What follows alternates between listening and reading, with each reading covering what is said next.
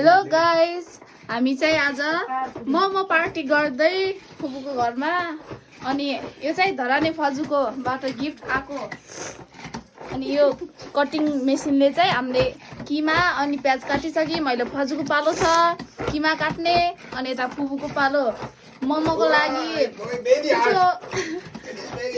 पिठो बनाउँदै।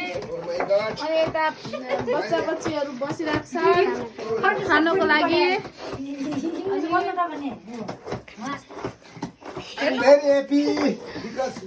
फजु हेर्नु, तपाईँले ल्याएको चाहिँ एकदम काम लाग्यो हामीलाई। आज एकदम सजिलो हुने रहेछ, तर धौन्ने चाहिँ यता दुख्छ पुरै। घुँडा नटेक्दासम्म त हुँदै हुन्न। अलिक सजिलोवाला पठाइदिनु होला।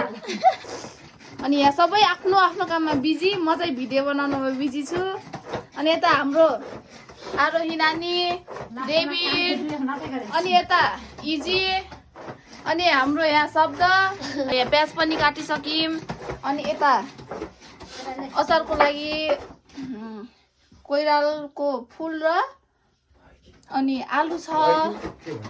यो मेसिन तर अलि धौने चाहिँ यता बल भएको मान्छेले मात्र सक्ने रहेछ, जस्ट लाइक मी, म जस्तै। अहिले चाहिँ फजिलो गराउँदै हुन्छ, तर एकदम धौ भएको छ। त्यसलाई पनि पसिरा निस्किरहेछ। नि हामी चाहिँ यो मोमोको किमा उता फेरि डेब्ले डल्लो पार्दैछन्, उता फुपूले बेलिराख्नु भएको छ। अनि मैले यहाँ किमा मोलिरहेको छु, एकदम मिठो बास्ना। अनि यहाँ दुई भाइना चाहिँ खानको लागि रेडी बस्नु भएको। म चाहिँ हेर्ने दर्शक।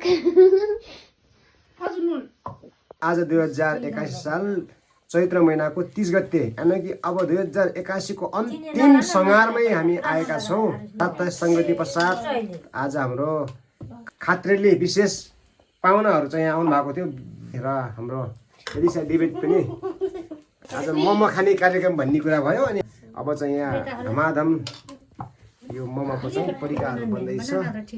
अब एलिसा भरे त तेरा एकपल्ट केही कस्तो लागेको छ? एकदम रमाइलो भरे हजुर। ल हेर त राखेको कस्तो के भइरहेछ? कस्तो नानी कस्तो अनुभव भयो तँलाई? भन्छ ल। धेरै राम्रो भइरहेछ। दिदी ल के कस्तो लाग्यो त भाइ? राम्रो लागेको छ। के राम्रो लागेको छ? मोमो मलाई कस्तो लाग्छ भाइ? सोध्दा भन त। के रे भन्दै म मेरो भ्लग यही एन्ड गर्न चाहन्छु। बाई।